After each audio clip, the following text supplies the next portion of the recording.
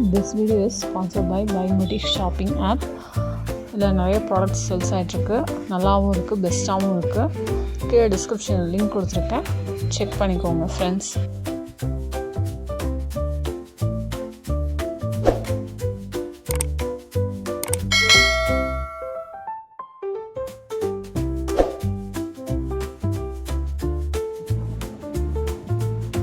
Hi friends, welcome to my channel. கதை பூனை மற்றும் குட்டி குருவி. பசுமை நிறைந்த ஒரு அழகான கிராமம். அந்த கிராமத்தின் ஓரமாக ஒரு பெரிய பழமையான மரம் இருந்தது. அதன் மேல் பகுதியில் குட்டி குருவி வாழ்ந்து வந்தது. அது தன்னுடைய சிறிய கூண்டில் மகிழ்ச்சியாகவும் சுருங்கிய பாடல்களுடன் சுறுசுறுப்பாகவும் இருந்தது. அந்த மரத்தின் அடியில் ஒரு காட்டு பூனை இருந்தது. அது கருப்பாகவும் தாடியில் வெண்மை கோடுகள் கொண்டதாகவும் கூர்மையான கண்களுடன் இருந்தது. கிராமத்தினர் அந்த பூனையை பார்த்ததும் பயந்து விடுவார்கள். அது மிகவும் வெறிச்சொரியாய் இருக்கிறது என்று கூறுவார்கள். ஒரு நாள் குட்டி குருவி தனது நண்பர்களுடன் பறக்கச் சென்றது. ஆனால் ஏதோ ஒரு கிளையை தவறாக தாக்கியதால் அதன் சிறகில் கடும் காயம் ஏற்பட்டது. குருவி ஒரே தவணையில் கீழே விழுந்தது. அது மிகவும் நொந்து போய்விட்டது. இது என்னுடைய கடைசி நாள் என்று நினைத்தது. அந்த நேரத்தில் பூனை மெதுவாக நடந்து வந்தது. அதன் கழுத்தை இழுத்துக்கொண்டு நெருக்கமாக வந்தது. குருவி பீதியில் நடுங்கியது. ஆனால் அந்த பூனை அமைதியாக நெருங்கி, பயப்படாதே சின்ன குருவி, நீ காயமடைந்திருக்கிறாய், நான் உனக்கு உதவ விரும்புகிறேன் என்றது.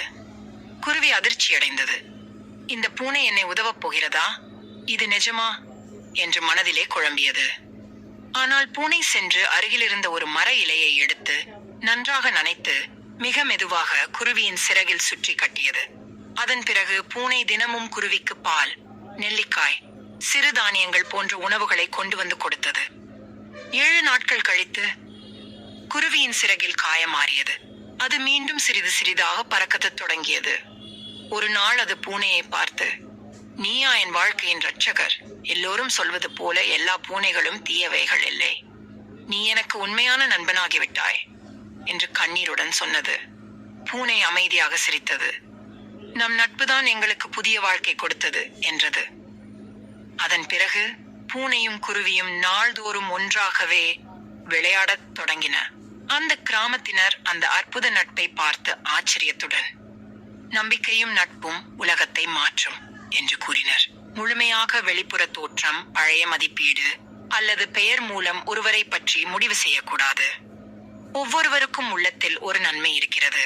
நம்மால் அது நம்பிக்கையின் வழியாக காண முடியும். உண்மையான நட்பு எந்தவிதமான வேறுபாடுகளையும் கடந்து உருவாகலாம்.